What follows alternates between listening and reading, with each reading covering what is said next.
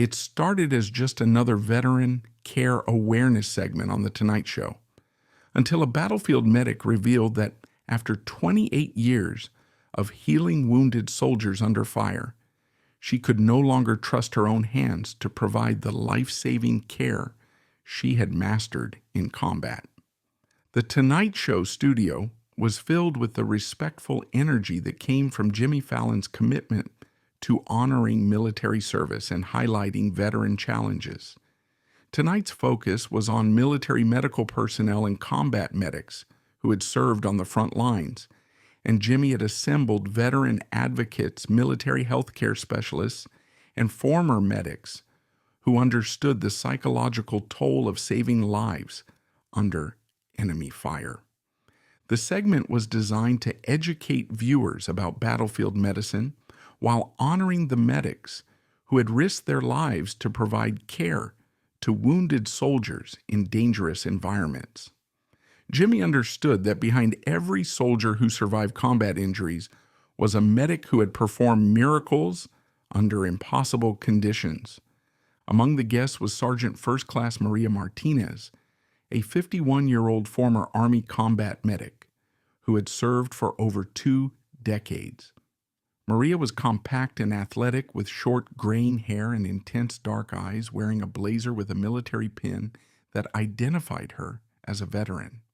She carried herself with confidence, but showed signs of hypervigilance from years of being ready to respond to emergencies under fire. There was a subtle tremor in her hands, and she kept them carefully folded, suggesting something had changed about her relationship with the medical skills that had defined her military career.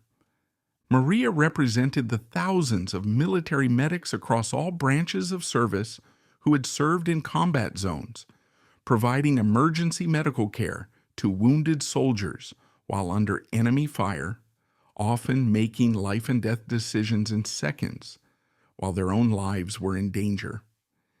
Jimmy had invited Maria to share insights about combat medicine, perhaps discuss the incredible training that prepared medics for battlefield conditions, or talk about the emotional rewards of saving lives under the most challenging circumstances. It was supposed to be an inspiring conversation about military medical expertise and the dedication of combat medics. But as Jimmy began the interview, something in Maria's demeanor immediately suggested that this would be more than a celebration of military medical training and battlefield heroism. "Sergeant Martinez," Jimmy said with respect, 28 years as an Army combat medic. Tell us what drew you to this demanding field. Maria smiled sadly. "Mr. Fallon, I became a combat medic because I wanted to serve my country and ensure wounded soldiers had the best chance of survival. When someone is bleeding out on a battlefield, calling for their mother while fragments are flying, you want to be the person who can save them." The audience was quiet, understanding the gravity of her work. "What's it like to provide medical care under fire?" Jimmy asked. "Combat medicine is unlike any other practice," Maria explained. "You're treating traumatic injuries while enemy forces are trying to kill you and your patients. You make split-second decisions about triage, about who can be saved, with limited supplies and no backup." Jimmy leaned forward, clearly impressed by the level of skill and mental strength required for Maria's work. "For 28 years, Maria continued, "I served in Iraq, Afghanistan, and other combat zones, treating everything from gunshot wounds to IED blast injuries to shrapnel wounds. I've performed emergency surgery in the back of moving vehicles, administered life-saving medications while under enemy fire, and made triage decisions that determined who lived and who died." The studio was growing quieter as the audience began to understand the enormous responsibility and trauma that Maria had carried throughout her military career. "Sergeant Martinez," Jimmy said, "in 28 years of combat medicine, how many wounded soldiers did you treat?" Maria paused, calculating numbers that clearly carried enormous emotional weight. "Over 3,000 wounded soldiers, Mr. Fallon. 3,000 men and women who were injured in combat and depended on my medical skills to survive long enough to reach proper surgical facilities. Jimmy was clearly moved by the scope of life-saving care that Maria had provided throughout her military service. 3,000 soldiers. That's incredible. How many of those soldiers survived because of your immediate medical intervention? Maria's expression showed both pride and deep anguish. The vast majority survived their initial injuries, Mr. Fallon. Battlefield medicine has advanced dramatically, and combat medics are trained to provide care that saves lives that would have been lost in previous conflicts. But my ability to provide that level of care has been compromised in a way that terrifies me. Jimmy's expression shifted to concern as he sensed that Maria was leading toward something deeply troubling. "What do you mean?" Jimmy asked gently. Maria looked down at her hands, which Jimmy now noticed were trembling slightly despite her efforts to keep them still. When she looked back up, there were tears in her eyes.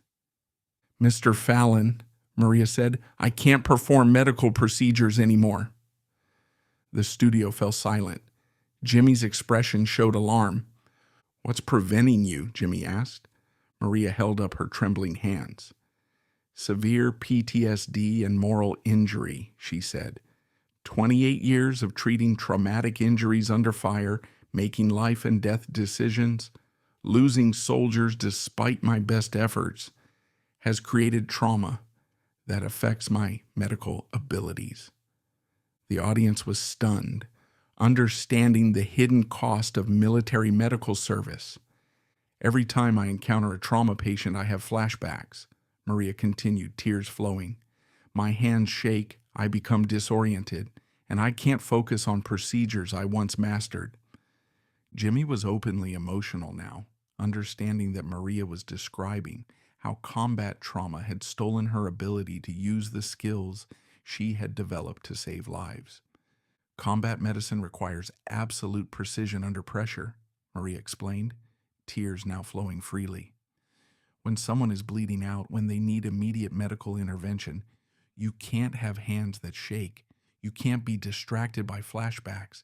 You can't doubt every decision because you're remembering all the soldiers you couldn't save."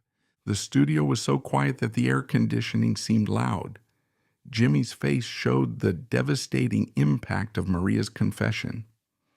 6 months ago," Maria continued, "I was volunteering at a veterans clinic when a patient came in with injuries from a motorcycle accident. The wounds were similar to blast injuries I had treated in Afghanistan, and I completely froze. I couldn't even perform basic first aid because I was reliving every combat casualty I had ever treated." Jimmy could see that Maria was tormented by the irony of her situation. Someone who had saved thousands of lives in combat could no longer provide even basic medical care. 3 months ago," Maria said, now speaking with obvious difficulty as emotion overwhelmed her, "my own teenage nephew was injured in a car accident, and I was the first person on the scene. He was bleeding and calling for help, and I couldn't do anything. I just stood there shaking while someone else provided first aid until paramedics arrived." Jimmy stood up and walked closer to Maria, understanding that she was mourning not just the end of her medical career, but the loss of the identity and purpose that had defined her adult life. "Sergeant Martinez," Jimmy said, placing a gentle hand on her shoulder, "you spent 28 years saving lives under the most dangerous conditions imaginable. The fact that combat trauma has affected your ability to continue medical work doesn't diminish the incredible number of lives you saved." Maria looked at Jimmy with tears streaming down her face. "Mr. Fallon, there are veterans struggling with trauma, civilians experiencing medical emergencies, people who need someone with medical training to help them. Every person I can't treat because of my PTSD is someone who might not get the care they need." Jimmy could see that Maria was devastated by the idea that her trauma might prevent her from helping people who desperately needed medical assistance. "When you say you can't perform medical procedures anymore," Jimmy asked, "what does that mean for your future? What are you doing now? Maria looked around the studio, then back at Jimmy. I'm working as a veterans advocate, helping other veterans navigate the VA system and access mental health resources. It's meaningful work, but every day I'm reminded that I can no longer use the skills that took decades to develop, skills that once saved lives under fire. Jimmy looked directly into the camera. Ladies and gentlemen, what Sergeant Martinez is describing represents something we don't discuss enough about military service. The trauma of combat medicine can affect the very abilities that medics develop to save lives, creating a devastating irony. He turned back to Maria. But Sergeant, before we talk about your advocacy work, I want to show you something. I want you to understand what 28 years of combat medicine has meant to the soldiers whose lives you saved and the families who got to welcome them home. Maria looked confused. What do you mean? Jimmy walked to his desk and picked up his phone. Sergeant Martinez, you mentioned that you treated over 3,000 wounded soldiers. What if we could show you the impact of your battlefield medicine? What if we could connect you with some of the people whose lives you saved when they were bleeding and calling for their mothers in combat zones? Jimmy looked into the camera.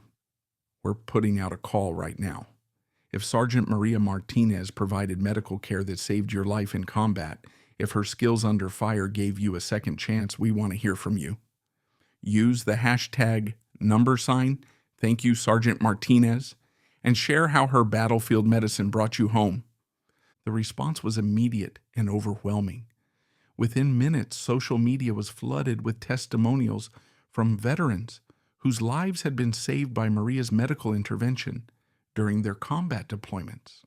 Stories poured in from across the country of soldiers who had survived traumatic injuries because of Maria's skill and dedication under enemy fire. But Jimmy had arranged something even more powerful. Over the following week, his production team worked to track down some of the soldiers whose lives Maria had saved during her most challenging medical interventions, people who wanted to thank her personally for giving them the chance to come home to their families. The next week, Jimmy invited Maria back to the show for what she thought would be a follow-up conversation about supporting veterans with PTSD. Instead, he had arranged something unprecedented. Sergeant Martinez, Jimmy said as Maria sat carefully on stage, her hands folded to control their trembling. You told me that you're haunted by your inability to continue medical work. Tonight I want you to meet some of the people whose lives continue because of your hands when they were steady under fire. One by one, soldiers whose lives Maria had saved thanked her personally. Staff Sergeant David Rodriguez, whose life she saved during an IED attack, said through tears, Sergeant Martinez, you performed emergency surgery on the road while taking fire. Your steady hands and calm voice saved my life. Corporal Jennifer Chen, survivor of a mortar attack, added, during chaos with 40 casualties, you worked 18 hours straight. Your triage decisions saved multiple lives that day. The testimonials revealed Maria's medical expertise, her ability to remain calm under pressure, and her dedication to ensuring wounded soldiers received life-saving care. Perhaps the most powerful testimony came from Colonel Patricia Williams, a military surgeon who had worked with Maria during her final deployment. Sergeant Martinez, Colonel Williams said, in my 25 years of military medicine, I have never worked with a more skilled or dedicated combat medic. Your ability to provide life-saving care under fire was extraordinary. Maria was overwhelmed, crying as she realized the professional recognition she had earned from senior medical officers. Sergeant Martinez, Colonel Williams continued, there were countless times when you provided medical care that meant the difference between life and death for wounded soldiers. Your hands under fire were as skilled as any surgeon's hands in a sterile operating room. As the testimonials concluded, Jimmy turned to Maria, who was surrounded virtually by dozens of soldiers whose lives continued because of her medical skills under combat conditions. Sergeant Martinez, Jimmy said, "You told me that you can't perform medical procedures anymore. But what we've heard tonight is that 28 years of battlefield medicine has created a legacy of life that continues in every soldier whose wounds you healed under fire." Jimmy looked directly into the camera. And to everyone watching, Sergeant Martinez's story reminds us that the people who save lives in combat often carry invisible wounds that affect their ability to continue the work they mastered under the most dangerous conditions. He turned back to Maria, which is why we're announcing the Sergeant Maria Martinez Combat Medic Support Foundation, which will provide PTSD treatment, occupational therapy, and alternative career support for combat veterans dealing with service-connected trauma.